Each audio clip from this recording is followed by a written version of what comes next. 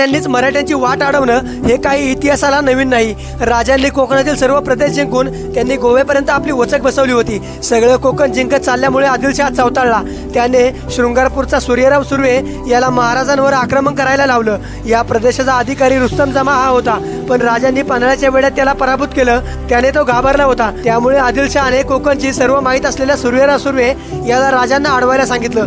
राजांबरोबर आपण विश्वासघात करत आहोत त्याला माहीत होतं, पण तो आदिलशहाच्या भीतीनेच वाटतं राजांवर चालून जायचा विचार करत होता। राजांनी सूर्यरावावर आपल्या संगमेश्वराच्या सैन्यावर देखरेखीचे काम सोपवलं होतं, पण त्याने राजांना डावलून आदिलशहाचा हुकूम ऐकला आणि त्याने आपल्या संगमेश्वरातील सैन्यावर जेथे तानाजी मालुसरे सेनानी होते त्यांच्यावर हमला केला।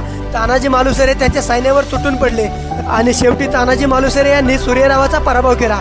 मग राजांनी राजापूरहून आल्यावर तानाजींचा सन्मान केला आणि सूर्यरावावर राजांचा राग उफाळला व त्याची खोड मोडायचा विचार